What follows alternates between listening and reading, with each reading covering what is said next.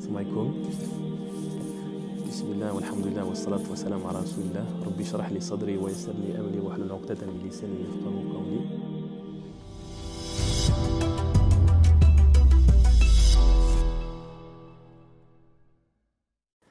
Amma ba'd. Pour ceux qui ne me connaissent pas, je me présente. Donc Younes, promotion 2017 à El Kindi. J'ai fait un bac ES. Après, j'ai eu quelques années laborieuses. Je suis allé à l'IAE de Lyon, mais ça ne me plaisait pas. Du coup, j'ai modifié, j'ai changé. Et aujourd'hui, je suis en bachelor. En bachelor de management et développement durable.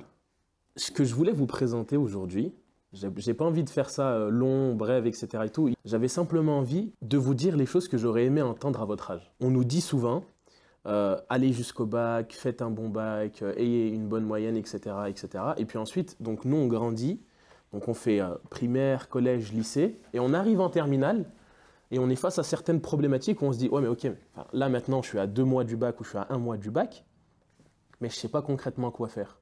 Ou du moins, j'ai envie de faire ça, mais je ne sais pas qu'est-ce qu'il y a derrière. Je ne sais pas quel débouché il va y avoir, etc. Et donc, j'ai envie que vous mettez l'une des ressources qui, pour moi, c'est la première ressource que vous avez aujourd'hui, c'est le temps. Allah subhanahu wa ta'ala, il a juré par le temps quand il dit « wal asr ».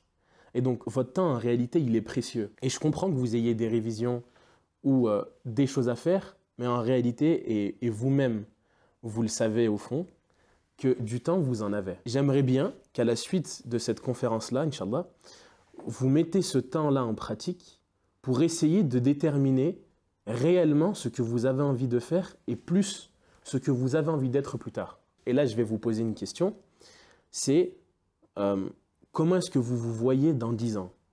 Ça peut peut-être paraître abstrait. Moi, à l'époque, quand tu me disais comment est-ce que je me vois dans 10 ans, je ne savais pas quoi répondre concrètement. Il y avait certaines choses que je savais, comme par exemple le fait que je me voyais marié, etc. Mais il y avait d'autres choses que je ne savais pas. Ce que j'ai appris plus tard au long de mon cursus et des formations et de ce que j'ai lu, etc., c'est que la réelle question qu'il faut se poser en réalité, comment est-ce que je me vois ne pas être? Ok? Parce que si tu ne sais pas comment est-ce que tu veux être dans 10 ans, dis-toi plus simplement, ok, dans 10 ans, qu'est-ce que je ne veux pas être? Est-ce que dans 10 ans, je veux me retrouver, je ne sais pas, par exemple, sans emploi, ou bien en train de réfléchir à quoi faire, ou bien être dans un travail qui en réalité ne me plaît pas. Et donc, c'est ces questions-là qui aujourd'hui vous font gagner un réel temps, un temps précieux. Donc, premièrement. Deuxièmement, qui pour moi est important, c'est que certes, effectivement, aujourd'hui, vous avez votre bac. Et en second plan, vous vous posez des questions, mais vraiment sur un panel extrêmement large. C'est-à-dire, ok, vous êtes en train de changer parce que vous passez de l'adolescence à l'âge adulte, du coup vous vous posez les questions quant à la majorité, comment est-ce que ça va être, comment est-ce que je vais faire. Pour certains, ok, mais si je ne suis pas pris à Lyon, est-ce que je vais devoir aller à l'étranger, est-ce que je vais laisser mes parents, si, ça, etc. Et c'est des questions qui sont importantes. Si vous vous dites ça réellement, aujourd'hui, que vous essayez de vous poser les bonnes questions, que vous essayez de gagner entre guillemets du temps et des années, ça peut peut-être paraître facile, mais en fait, ce que j'attends concrètement de vous, c'est que au lieu de passer votre temps à scroll sur TikTok en mode ah ouais, ça c'est un nouveau challenge, ah ouais, ça c'est un nouveau mème, si, ça, etc. et tout. Pourquoi je dis TikTok? Parce que la dernière fois, je parlais avec Riyad, Jawed, etc. et tout, et moi à l'époque c'était YouTube, mais maintenant, ce qui paraît, c'est obsolète. Donc voilà. Et réellement, c'est que à la place de passer, je sais pas, par exemple, 2 heures sur ça, vous preniez du temps. Aujourd'hui, en plus de ça, on est dans une génération où tout est accessible et vous vous renseignez. Tu vois? Et c'est ça en fait. Et c'est là où je veux en venir. C'est qu'aujourd'hui, on vous conditionne à vous dire études, études, études, études, études. Et c'est important parce qu'aujourd'hui, entre guillemets, si je peux faire un parallèle, l'équivalent du diplôme, c'est le passeport.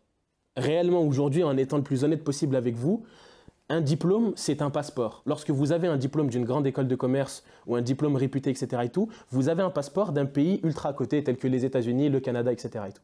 Et donc, si vous avez un diplôme d'une équivalence plus basse, c'est comme si vous aviez un passeport d'un pays comme, je sais pas, par exemple, l'Algérie, etc. En fait, plus le pays est développé, plus vous pouvez voyager n'importe où. Aujourd'hui, avec notre passeport européen, on peut aller dans n'importe quel pays. On n'a même pas besoin de visa ni de faire de demande. Alors que pour aller au bled, on est censé demander, ou bien avec le passeport du bled, on doit passer par des ambassades, etc. La destination finale, vous pouvez y arriver. Ok? Sauf que c'est simplement, entre guillemets, les difficultés que vous allez devoir rencontrer entre-temps. Et pour en revenir à ce que je disais à la base, c'est que on vous dit études, études, études, études, études, mais concrètement, quand vous arrivez à la fin et que vous êtes en face de l'emploi, bah, vous êtes en mode, ok, mais bah, du coup, je fais quoi? Et je ne sais pas concrètement qu'est-ce qui m'attend derrière. Pour reprendre ton exemple qui est extrêmement intéressant, c'est directeur. Demain, même si tu es diplômé d'un master, les opportunités et la chance pour que tu sois directement directeur, elles sont extrêmement infimes. Soit si jamais tu peux augmenter, entre guillemets, je ne sais pas, les probabilités de ton côté en faisant de l'alternance, mais sinon, tu vas devoir passer par d'abord un premier métier qui est un rapport, par exemple, par rapport à la finance, je ne sais pas, conseiller bancaire, manager, responsable, et ainsi de suite, jusqu'à ce que tu vas arriver à directeur. Ok? Et du coup, c'est toutes ces étapes-là qui aujourd'hui sont importantes. Parce que je ne sais pas, c'est dans la finalité ce que tu as envie de faire. Mais il se peut que toutes les étapes que tu dois faire en amont pour y arriver, elles soient tellement longues et tellement compliquées qu'en réalité, bah, ce n'est pas concrètement ce que tu as envie de faire. Si je te dis par exemple que là, par exemple, demain, voilà, je ne sais pas, tu prends 5 minutes, tu vas sur Internet et tu te dis, ok, bah, je vais regarder comment est-ce que je fais pour y accéder. Et on te dit qu'il te faut 15 ans d'expérience dans la banque avant de pouvoir accéder à ce poste-là. Est-ce que tu te vois te faire 15 ans dans une banque en étant conseiller bancaire avant de pouvoir acquérir à des strates de directeur, etc. Personnellement, si pendant ce temps-là, je gagne assez bien ma vie, je ne me plaindrai pas, quoi. Ah ouais. Tu sais, l'argent, c'est une source de motivation qui est extrêmement importante. Et moi, je suis le premier à dire qu'effectivement, il faut bien gagner sa vie, etc.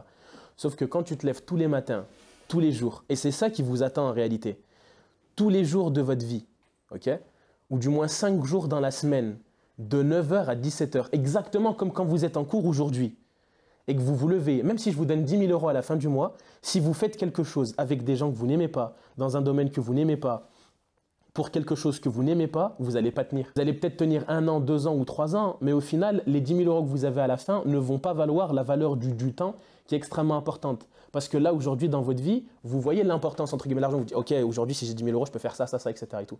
Mais demain, ces 10 000 € là, contre le temps que tu vas échanger, c'est du temps que tu vas pas passer avec ta famille. C'est du temps que tu vas peut-être pas passer avec tes enfants ou avec tes potes. Et du coup, tu vas voir tout ce temps précieux-là de ta vie qui est extrêmement important contre 10 000 €. Après, c'est à toi de savoir si effectivement ça vaut le coup ou pas.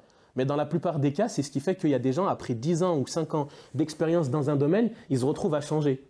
Moi, il y a des fois des choses, à l'époque où j'étais à votre âge et je me renseignais, il y avait des choses qui me choquaient. Des gens qui ont fait médecine, ils sont chirurgiens cardiologues et du jour au lendemain, ils deviennent bouchers. Je suis en mode, mais pourquoi? Et quand tu discutes avec lui, il dit, ben en fait, parce que j'aimais pas ça.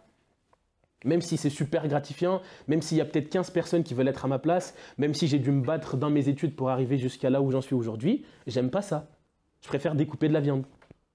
Et toi, tu es en mode, mais attends, mais enfin, tu es là, tu gagnais 30 000, là, tu te casses la tête, tu portes des carcasses. Tu vois, même en termes d'ego, c'est gratifiant. Tu viens voir quelqu'un, tu fais quoi dans la vie? Je suis chirurgien, tu vois.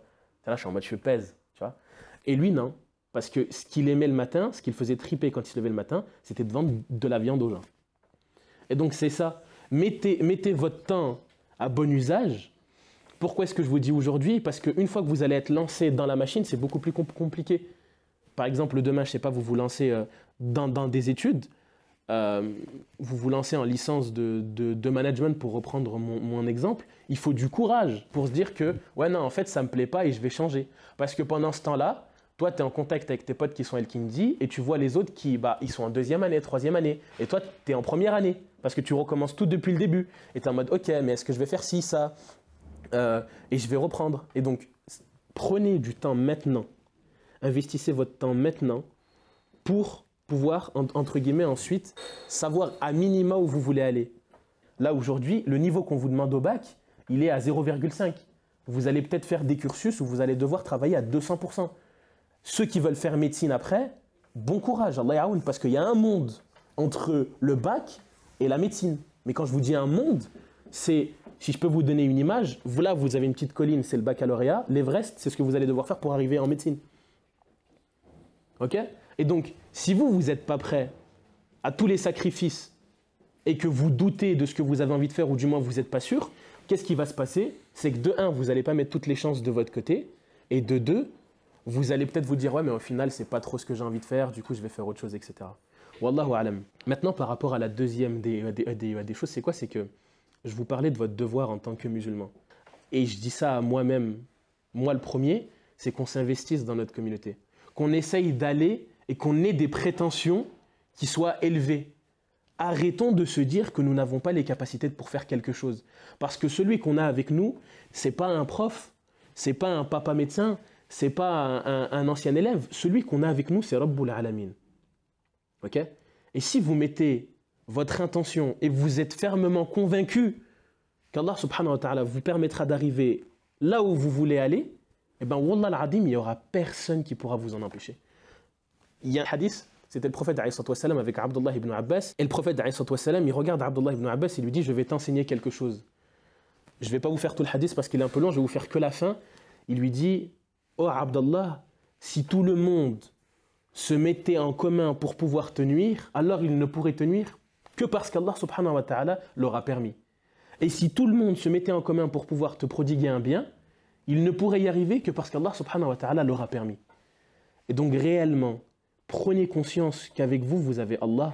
Prenez conscience qu'avec vous, vous avez celui qui restera le seul et l'unique. Je ne sais pas si vous êtes au courant, mais après la fin du monde, lorsque Israfil il soufflera dans la trompe, Allah subhanahu wa ta'ala il rappellera toutes les âmes qu'il a créées, car comme il a dit dans le Coran, Kullu nafsin da'iqatul maut, où même les anges vont se demander, mais nous sommes des êtres de lumière, pourquoi est-ce que nous devons avoir le même traitement que les djinns et les hommes? Allah subhanahu wa ta'ala, il va leur dire, j'ai créé toute âme et toute âme goûtera à la mort, alors vous aussi vous allez goûter à la mort. Il ne restera rien. Mais quand je vous dis rien, c'est littéralement rien. Toutes les montagnes vont s'effondrer, la terre deviendra lisse comme une balle, comme vraiment, comme une, je sais pas, vraiment, moi l'image qui me parle le plus c'est une bille. Vous avez vu une bille à quel point c'est lisse? Une bille. Ce sera cette dunya, plus rien. Et Allah subhanahu wa ta'ala, il va répéter pendant 40 ans sans cesse, qui est le roi aujourd'hui? Où sont les gens qui ont vécu dans mes bienfaits et qui ne m'ont pas écouté? 40 ans. Jusqu'à ce qu'Allah subhanahu wa ta'ala va redire kun fayakun et que tout le monde va revenir et qu'à la suite il y aura le jugement dernier, etc. Là où je veux en venir, c'est quoi? C'est que prenez conscience qu'avec vous, on a Allah. C'est le seul, celui qui était là au début et qui restera là à la fin. Ok? Et donc prenez conscience de ça. Et lui vous dit, je vous aime. Lui vous dit, demandez-moi et je vous exauce. Il vous dit, faites avec la ferme intention de vouloir faire pour moi et j'avancerai plus vite que vous. Et je vous aiderai. Donc ne tombez pas dans les croyances limitantes. Ne soyez pas dans le « ouais mais je pense que ça c'est pas accessible »,« ouais mais je pense que ça j'ai pas les capacités ». N'écoutez pas vos profs. Et wallah ici ils m'entendraient, ils sont en train de me tailler, qui pensent que vous n'avez pas les capacités, c'est un mensonge. Ok, aujourd'hui je suis allé jusqu'en bachelor, je suis dyslexique, je suis bègue à la base. Quand je vous dis je suis bègue, c'est que quand j'étais au CP, là vous voyez, parce que vu que je stresse un petit peu, je bégaye, mais à la base je bégayais tellement que je n'arrivais pas à placer 2 mots à la suite. J'étais un échec total. C'est-à-dire qu'en fait, aux yeux des gens, je ne pouvais pas arriver à l'endroit où je suis aujourd'hui. Et en fait, j'ai juste fait ce que j'avais envie de faire, ce que j'aimais faire.